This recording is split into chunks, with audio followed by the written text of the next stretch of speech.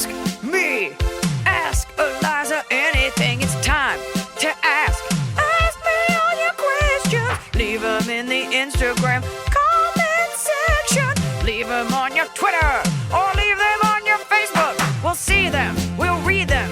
Then we'll give you answers. You know it. I've got it. I've got the answer. The answer. You ask me. I'll tell you anything.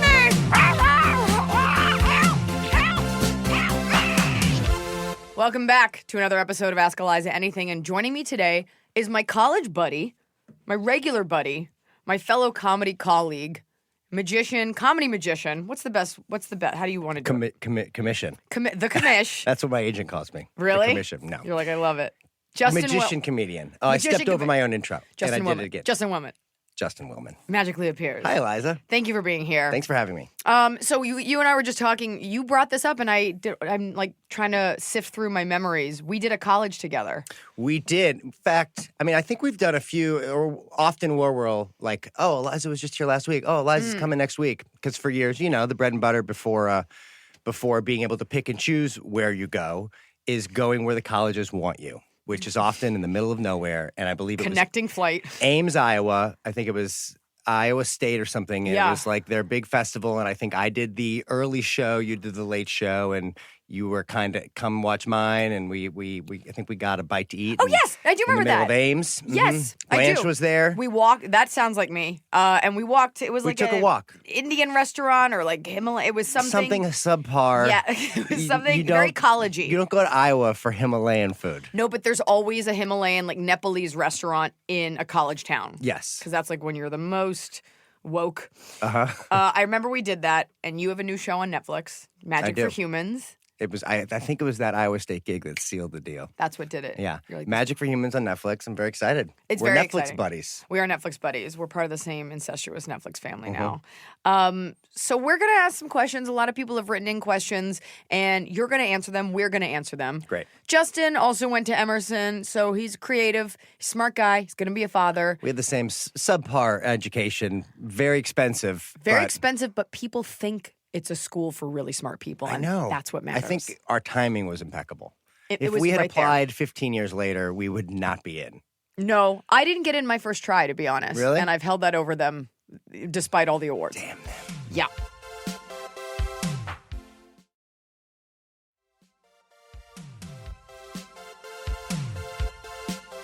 So here's a question for you. And I've curated these. A lot of people write in questions, and I wanted to, these are specific. So I knew that a guy was going to be sitting across from me, a man in a relationship, a man in show business. So the first question from Jess R., that's not your real name. What was the worst show and what happened? How did you handle it? And then to me, they said, you're my favorite comedian. Thank you. Okay. So I'm going to ask you that because I never get to ask comics that. Mm-hmm. What was your worst show and how did you handle it? My worst show. It's so funny because normally you kind of try to put those out of your brain. I know I do. But it was probably along the college realm. Actually, it wasn't. And now I remember. It was in Guantanamo Bay, Cuba. Okay. And it was for the Navy. And you've done a lot of shows for the troops. And they're often, very rewarding when it's the right setup. You're But treading so lightly. You're like, I don't want to crap on the troops. I don't want to crap with the troops. This was but, a rough one. I mean, when you think of Guantanamo Bay, you don't think of ideal stage setups or yeah. great audio or food or water. Like, you don't think of any of these things. But it was a show. But, when you go, they've got a bunch of gigs for you because everyone can't come to you in the theater. So, that, there's always one show in some sort of nice stage. But then you go to other spots that are less ideal. For those of you that don't know, a lot of times on some military shows, depending on where, you're there for their entertainment. You'll do 3 shows in a day, oftentimes outdoors, in daylight, in a small room, wherever they can put you, just to get as many people entertained as possible. Exactly. And, because there's always got to be some of these men and women always have to be on duty, you go to them. And there was one setup where it was like a little platform on a beach, not a nice beach, like a really shitty beach, Guantanamo Bay, Cuba, with choppers flying overhead low. They're landing nearby. And I think I have a mic, but I'm a magician, so I've got some things. I've got cards or whatever, and it's just blowing everywhere. Oh. And they can't really even hear what I'm saying. And then I think it started raining, and it was it could have been better. Like nothing It up would my have been, sleeve. yeah. Oh, that's awful. That's the worst is a distraction that is out of your control. Even if it's a TV on in the background, people talking, that is brutal. Because you could do your best, and if a gust of wind comes along, and all your It's all props. over. I know. Oh, you're just like, I'm just here to make the troops happy. Well, let's do comedy. Okay, well, it's not a good setup for that either. I definitely put them out of my mind. I've definitely lost my mind on stage. One show that I'm not proud of, I definitely flipped a table and tried to fight someone. Like, Wow. I've never been in a fight, but you have those moments. Yours was an act of God. Mine was just a drunk asshole, and I just snapped. Some would say that's also an act of God. Yeah, I don't know. I feel like that was an act of alcohol, and I think they made a choice, and I dealt with it accordingly. So question number 2, just Corinne. How would you? This is a boy-girl question. How would you address a situation where your boyfriend has a girl best friend that flirts with him so much that it's to the point you feel almost threatened? Asking for a friend. Why does everybody do that? Asking for a friend. We know it's you. We know It's it's not even you. funny anymore. Well, it's so funny. I'm sure you as well. I've had this exact situation where my wife has a male friend. Oof. And she's like, I mean, obviously it's platonic. She says it's platonic. Come on, I'm not interested in him. But this dude is so interested in him. He's a long hugger. Is he hot? No. Okay. I mean, but he's not like not hot. He's not like hunky, but he's fine. Okay. Which maybe those are often the dangerous like ones. An Emerson 10? Kind of an Emerson 8. Oh. Ooh. An M8. An M80. An M80. You know, but like also really smart, well-educated, but just like it's the long hugs, right in front of me. It's like, come on. You think it's a power move? I mean. As a man, do you think it's a power move? I don't see it as a power move as much as I just kind of see it as just a creepy, disrespectful move. Mm-hmm. Like, I don't think it's like, hey, bro, look, you better not let it you better keep it up or I'm right here. I think it's just like constantly this hard. is the one who got away, and this is my one chance to embrace her and make her and her husband feel a little creepy. So it should be a 1,000, 2,000 end of hug. But right. It's like, we're talking like 5 Mississippi. 5 Mississippi? Yeah. Oh, so good to see you. Oh, it's been so long. Had it been long? Let's not let it be so long. Like, had it been long, or was hugging. it like I saw them last week at the Well, Improv? I'll tell you, I'm making sure it's longer and longer every time. I mean, the hug's going to be longer every time. Ugh, let's have the hug be never. Well, her question is, okay, so but if it was a different, like if it was an old friend, it's this guy in particular. This is an old friend of hers who had made it pass in years past and was denied. And you don't think there's a version where he hugs everyone that way and he's over it? You think he's still into her? Your wife is beautiful. My wife's beautiful. What if I was like, by the way, his wife's not that attractive, so I don't know where this is coming from. If I was this guy, and the girl who had shut me down at one point was still open to being friends, I'd stick around. I'd stay in the mix. But so her question is, how would you address a situation where your boyfriend has a girl best friend who flirts with him so much? So what did you say to your wife? Oh, I love it. Was I supposed to be giving her advice this whole time? No, this is just about you emoting. Let me reverse the sexes and take it personally. Say it again. What would you tell? Like, what did you say to your wife? Did you pull her aside and you're like, "Listen, Lucy, I don't know your wife's name." Jill. But let's call her Lucy. Lucy, listen to me. Mm-hmm. I don't want you touching this dude's dick. Like, what did you say? Well, luckily, she has noticed. She sees that it's creepy too. Oh. She sees that it's a little weird and uncomfortable. He often wanted to crash at our place and stuff. So we kind of put the kibosh on that. Isn't that the goal, though, that you would be with someone who's aware enough that she wouldn't get mad at you and be like, oh, Justin, you're just jealous. Don't be that. She heard you out and she was like, you know what? I've surveyed the landscape. You're right. It's weird. Flip side, there's another guy who is a male friend of hers who is hot and hunky, who she said, my wife says, we're just friends. And this guy, would be around a lot. And I was a little insecure about it at first. I was like, come on. They'd hang out when I would be out of town. And I'm like, babe, she's like, trust me, it's cool. After you were married? After we're married. And then I realized, they are cool. It's cool. She sets him up with some friends. It's like a legit platonic relationship. And I trusted her and she was right. I think there's no bolder move to make it clear that you're not sexually interested in someone than being like, let me set you up with other people. Right. That's a great way to throw a scent off. Be like, I'm trying to get him to have sex with other people. Yeah. I'm not interested. As for the girl, as for just Corinne, How would you address a situation? If your boyfriend isn't open to hearing that, I would go not so much behind his back. I would try to spend a little bit of time with that girl because she might be a giant bitch and she's angling for him. But if you kill her with a little bit of kindness, then she might feel conflicted about her behavior. That being said, he should hear you out on this. 100%. He should talk to her and be like, look, it's not going to happen. He should want you to be friends with his female friends. I have a lot of male friends, and my husband from day one knew that was part of it. But I also it's also very on the up and up. Mm-hmm. And my male friends have called him to hang out because nobody's trying to have sex. Everybody wants, if there's nothing to hide, everyone wants everyone to be friends. Yeah, there you go. I care about you. I care about you. I would love for you guys to be friends. What you want to look out for is the guy that defends the girlfriend and like doesn't want you. Then he just wants women to fight over him. And there are women that want that too. Like there are women that are like, I just want these two guys to like want my attention. That's immature behavior. So you got to talk to that boyfriend of yours. Question number 3. C. Chisholm, 1228. It's impossible to read screen handles. Chisholm. Oh. Chisholm. As a married woman, is there anything off limits? Example, I only have one bathroom, so now that I'm married, I don't care if he's in the bathroom when I have to poop. Nothing is off limits now that it's contractually obligated for life. Well, it's not, because there's divorce. Right. How long have you been married?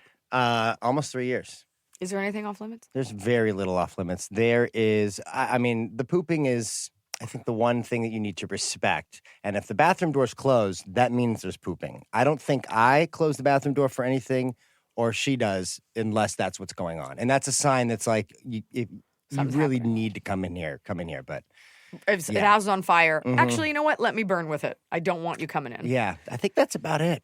There's pooping or plucking, hair plucking. She lets me, Okay. Doors open during plucking. Okay. We're having a child together, so at this point. At this point, yes. You're going to see so much more. She might need my help plucking. I think pooping is really where, because this is going to sound really weird, but it's an introduction of something dead into the world.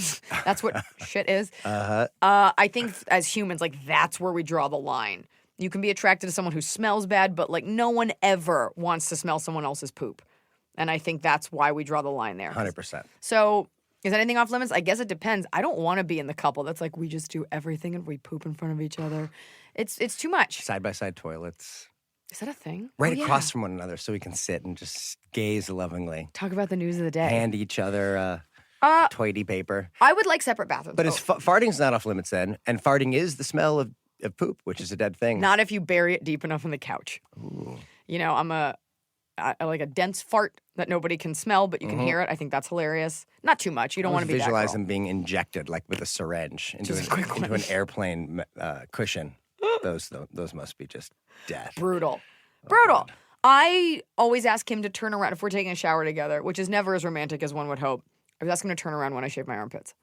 Oh. I'm like, you don't need to see this. I don't know. Maybe it's like this antique worldview. I'm a progressive woman. Let's just take care of that without you looking. I think boundaries are a good thing. It's nice to at least have something. Random boundaries. Even if it's just silly, like just to have something that both of you respect is kind of nice, just to remind each other what your independence was and what it's about. I'd also prefer that you not see me put on a sports bra, because if it doesn't clasp in the back, then it involves my boobs being squished down and you can, like, the nipples get pancaked down right before the bra gets on. And that's not an attractive way to see boobs. So now that I've shared that with you and all the truckers listening, make up your own boundaries to keep it spicy. I think so. Right? And, yeah. And if you poop together, it's too comfortable. No, that's weird. That's weird. That sounds like you're gonna capture a girl and keep her in your basement. That's a weird couples thing to do. The pooping together.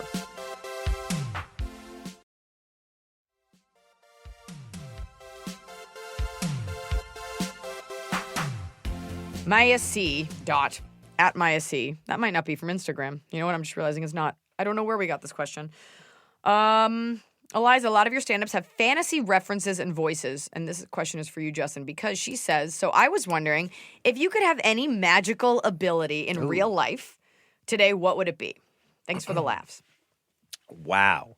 And now you're a magician, so you've thought about this. I've thought about this. And I also, for a living, replicate the ability to do impossible things. Mm-hmm. And very often they are not the things you dream of doing because, I doubt you would dream of being able to make someone's card appear in a lemon. Like that doesn't solve any need. My superpower would be to stop time. And I can't remember, was it Small Wonder or what? Remember I with think the of little, E.T. with the touching. Was that it? Small Wonder. The little girl who could put her fingers together and time would stop. It might You're have been Saturday. No, that's Small mornings. Wonder. Oh, no, Scott, chime in. Chime in, Scott. I think it was her name is Evie or something, right? Evie, yes. Oh, I don't remember what it's called, but that was a killer show. Killer show. Maybe it's she was maybe an alien. I think she was an alien. Yeah, from her mom came in a cube. Yes, some type of exactly. situation. Exactly. Evie. Small Wonder was Vicky. Out of this world. Her dad was missing. Out of this world. Is that it? Okay, so it was out of this world. She could stop time, and listen, I don't want to stop time so that I just want to stop time so I can sleep in. So I can get some stuff done, so I can clean up the house. Like just occasionally, just get an extra hour in. Okay. Right? Doesn't that feel like a very practical thing? It seems Maybe like it's selfish. A practical, conservative. It's not selfish. You just sound like a tired, soon-to-be father. Yeah. There's just never enough time in the day. And sometimes you're like, oh my God, I have so much more. Just to be able to stop time, get to the airport. And you could also do some amazing magic. I could exploit it. It's basically trick photography in real life. Like everyone's hair is gone now. Exactly. I shaved you all. Exactly. What about the days where there's too much time? Like I had a meeting today that got canceled, so I had so many hours. I was just like staring at the clock waiting to come do the podcast. What'd you do? What was your fill? I just dicked around on my phone for a little bit and then like I did some real work, but just the idea that like I have so much knee hair. The idea that whenever you want more time, you don't have it, and then there are days where you're like, there's so much fucking time. What am I supposed to do with myself? Do you ever feel like that? Well, I always feel that way when I know I have one like hard, important thing in the evening, or if there's a show. We've got a show tonight. So that means I can't really I can't just go out and let loose. I can't forget about the day. Yes. And those days are great. A day where you have nothing and you're like, I'm gonna go to the beach and then we'll stay till as late as we want and we'll have a drink. Maybe have a drink, yeah. Who knows? But if you're like, I know I have to be somewhere at 7 and it's noon, it's like looming over my head the whole time. I am so glad you said that because I always wondered if it was just me. I have been going to the Comedy Store almost every night of my life for over a decade. And still, when I know I have a spot, that 9:30 spot, I'm like, well, there goes the whole day. Yeah. I got to wait for that because I won't drink before. It's a show. And there's a finality. Like, you're like, I can't go do whatever because I have to be somewhere at some point. Right. And it's nerve-wracking. But maybe that's how Iliza wants it. There's something deep inside that doesn't give yourself a night off on purpose, maybe. I don't know, because when I get those, sometimes I'll cancel. I'll be like, oh, I'm stuck on set, and it's a lie. And I'm just like, I just need to sit here And drink, it feels good, drink right? a club soda and watch Frasier. Yeah, it feels great. And I bet then you're like, God, I wish I would have canceled at 9 a.m. as opposed to like 3 p.m. 100%. I could be in San Francisco by now. I could have been so far I could away be from doing my a spot problems. at Cobb's by now. Oh, yeah, that's the goal. So her question was a magical ability. Mine would be to remove one person from in front of me in a line, in a traffic jam, walking down the street. The ability to just, or somebody that's ahead of me for something, to just knock them out. Like just like in the universe, and they're just gone. I don't know where they go. I actually don't care because that's not part of the question. Just the ability to move past someone in line, someone's, a car's in front of you, you can't get out of the bank parking lot. The ability to, I guess, trade places with them. They could have my place. Oh, well, that's nice. That's fair. So their life doesn't have to end. Well, They get to continue living just I don't know how bad they a are. few minutes behind. They're just right where I was in there, because chances are I can expedite whatever I'm doing, and you're inept and taking forever. Well, parking garage exits are the worst. When, you're like, okay, there's 3 cars. There's a car in each lane. I'm going to just, I bet this guy's a quick one. Yeah. And then you follow him, and then instantly the other 2 are gone, and you can't back up. We were talking about this the other day. The worst is when you see the silhouette of someone's head bending over, which means like they're looking through their purse or center console. You're not going to find it. I'm going to die at Can't this. find their ticket. So that's my answer, is getting yours is to stop time, which is a rational thing to say. Sounds like both of ours are based on just being behind at something. Being behind and or being in a rush. I'm Yeah. always rushing just so I can get home and do nothing. And then I'm immediately bored. Are you a late person? Never. Never. I cannot stand it. I think it's a decision we make. Like, people are late sometimes. Yes. But we all know those people. It's like, they're going to be late. And it is a decision that we make on how we want to treat people. Right. Now, I was late today. Yeah, but I will we knew acknowledge that. it, but it was, we You knew were that. with your pregnant wife getting Yes. a sonogram. I made a decision months ago to get my wife pregnant so that I could be late today. And it was the choice I made. Revolves around me. Mm-hmm. Question number 5. Jen Ray Man 65 says, "What random thing should I?" Oh, this is perfect because I don't have the answer to this. Okay. What random thing should I expect when I live with a boy for the first time? Ooh. Now, when you live with a boy, as a boy, Mm-hmm. Well, I will say, and by the way, it is really fun to move in as a couple for the first time. If you've never lived with each other, it is exciting. I would say you need to be on guard to make sure that you, at least in my experience, is that it's hard to make like couple time, special time versus just living together time. And it's Ooh. like, and I've had this problem in relationships because I've lived with every girlfriend. And you're that guy. I'm that guy. Okay. And it's always the thing where it becomes like being a couple becomes so commonplace that you don't do the special things you used to do.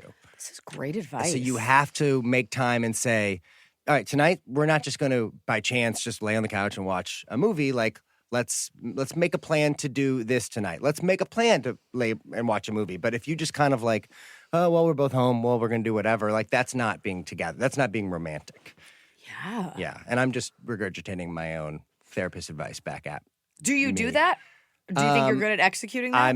I'm still have a lot to learn, but I often, at least now I know I can catch myself when it's like, wow, it's been 2 days and I kind of, we've been hanging out with my wife, but I haven't made like time that's intentional to, let's go take a walk together, you and me, no phones. Let's go this or that, Yeah, no you phones. kind of just have to, it's very easy to slip into being roommates and you got to watch out. Roommates is a great call. It's also very easy to I got married a couple months ago, and it's easy to slip into that world where you're like, oh, this is how couples get gross.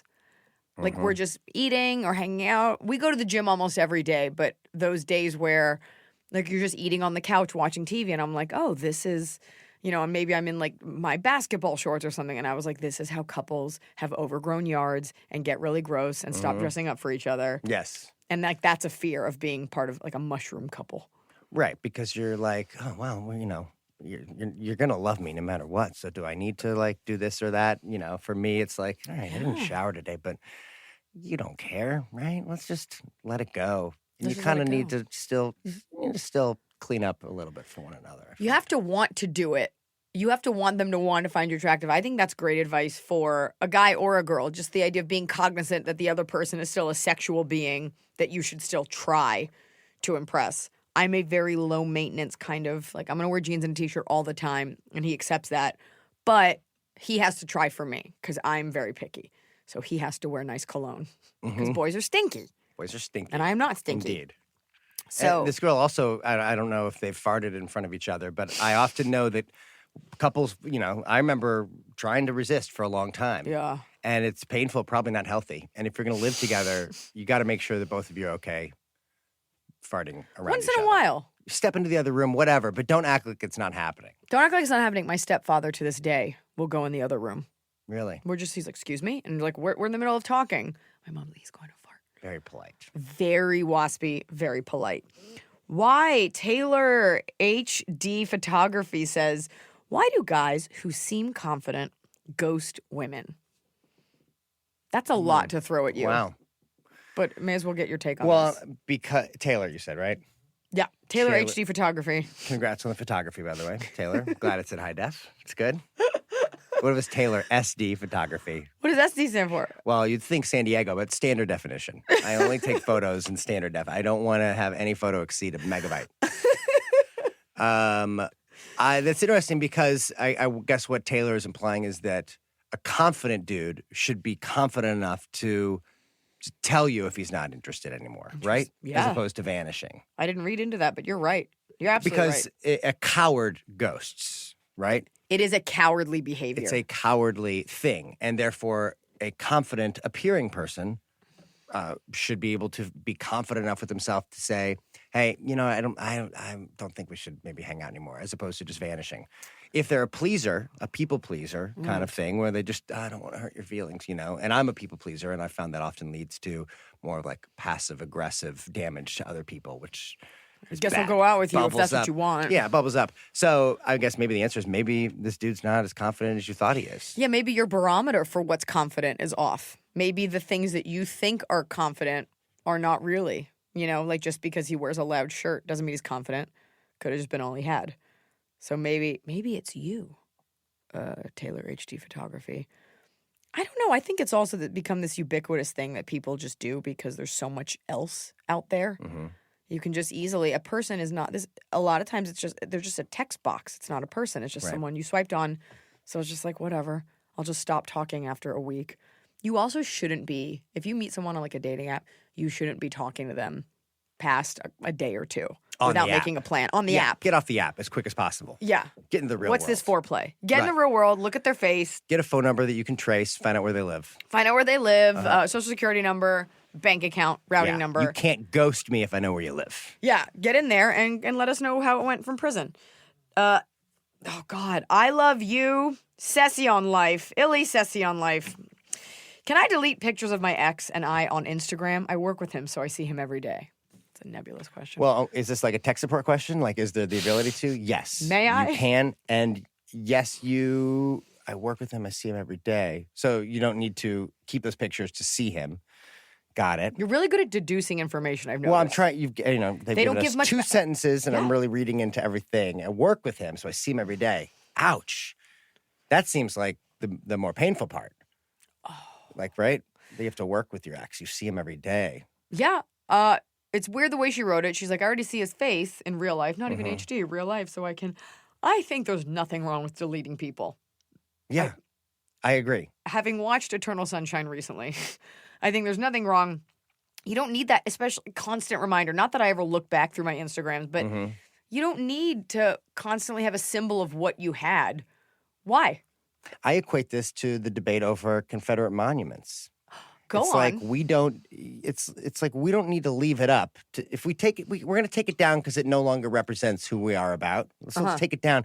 Doesn't mean it never happened. It's in a history book. It's in your iPhoto somewhere. You just don't have to have it out there public. Your photo of your ex is deep in a hard drive or in your text history, whatever. It's in there. It's you don't embedded. need to have it on your Instagram. The thing that represents who you are in an image form. Just like we don't need Robert E. Lee, looming over us to represent who we are as America. I completely Deep agree with you. question from this girl. You've made it a deep question. This was a very surface question, but I think you're absolutely right. I also think the indelible mark he has left on your heart and brain, the fact that you had to write this in, that's not going anywhere. The lessons you learn you can take with you. We can put Robert E. Lee. I say put it in a museum. No problem with that. But especially for those of us that don't agree with the other half of the Civil War, why have to look at it? I like it. And here's also my other thing. This is unrelated to that. If you lose, your shit comes down. Emperors, czars, they're gone. Nazi flags, those are down. When your team loses, your monuments come down. Saddam Hussein, giant statue, down. We seem to be the only ones that are like, let's just leave it up as a reminder. I mean, reformed inmates, who have their, neo-Nazi tattoos, they get that stuff erased. You can do it. Yeah.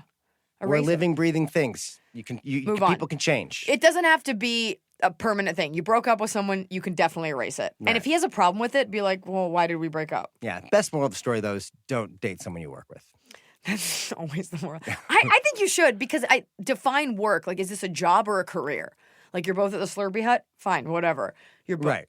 Yeah. You're saying, like, if one of us could quit if it's a problem. If it's a garbage job, if you're working in retail, you can always, this is not going to be where you are for the next 15 years, hopefully.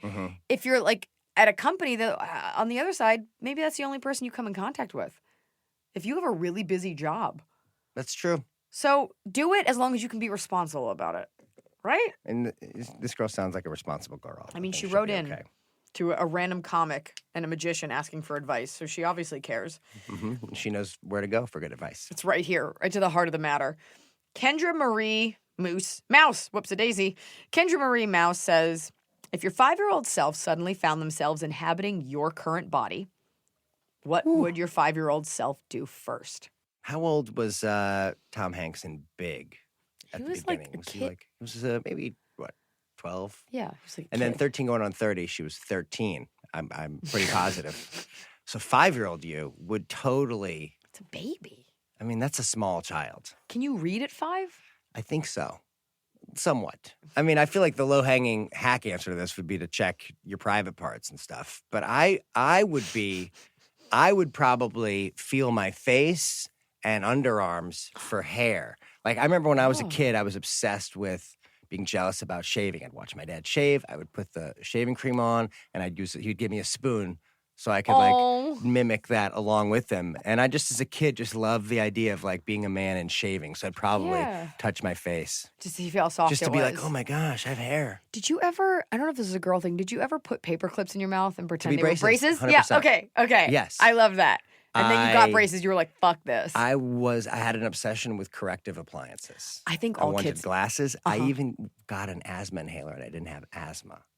you could die from that, you know that, right? Maybe, yeah. But I Okay. just love the idea of like, I was so excited when I broke my arms eventually because I got to have casts and get them signed. Weird, When right? you broke them on purpose? Not or on when they purpose, broke? but just Okay. when I finally had I remember being 13-year-old. I hadn't broken my arm until 13. I just remember like having friends who had broken a bone and feeling like that was a badge of honor. How'd you break Because them? your bone gets stronger after you break it. I was riding my bike with rollerblades on. Oh, that's such It a was kid bike thing. blading. Yeah. Bike blading. Flew over the handlebars, caught myself. It's an extreme sport. X Games. Watch out. Watch out. Yeah. I think a lot of kids have that. I remember wearing, when you buy rollerblades, they would come with like knee pads and wrist guards, like in a big box. And I remember wearing the wrist guard to school. I was like, I have to wear it. Like something happened. It's obviously Wrist guards are fantastic. they're They cool. really do save. I was not wearing them when this happened. 5-year-old self, I don't know. I don't like envisioning kid things. So that question doesn't resonate at all with me. You had a very creative, immediate answer. I would probably wear pigtails without fear of looking like I'm trying to attract a sugar daddy. Just with reckless abandon, I would wear funny clothes and a cute dress and not be self-conscious that I was putting out a message. Yeah. And I would just be adorable. 13 going on 30. Jennifer Garner. Have you seen this movie? Yeah. It's one of my favorite movies. Is it really? I really like that movie. It's a good movie. I thought she was fantastic. She is fantastic. She's fantastic.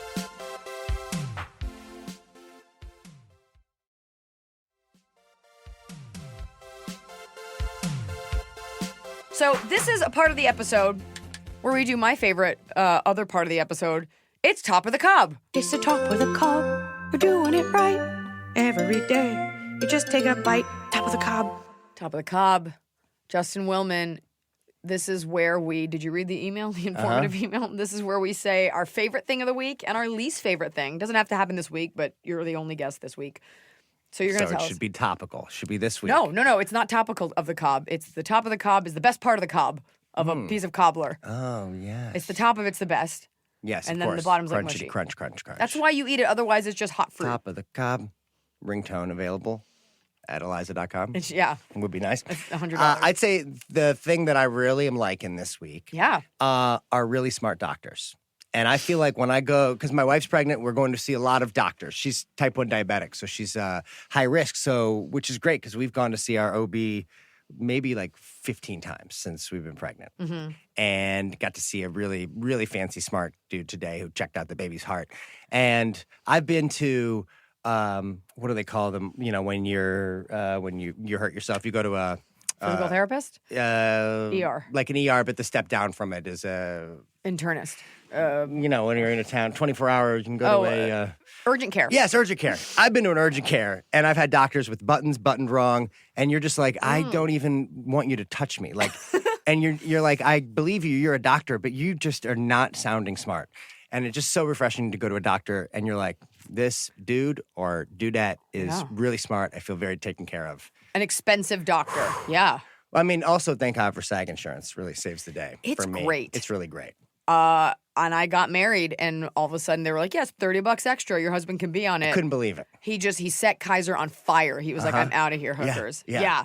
It's not bad. I'm out of here, hookers, you said?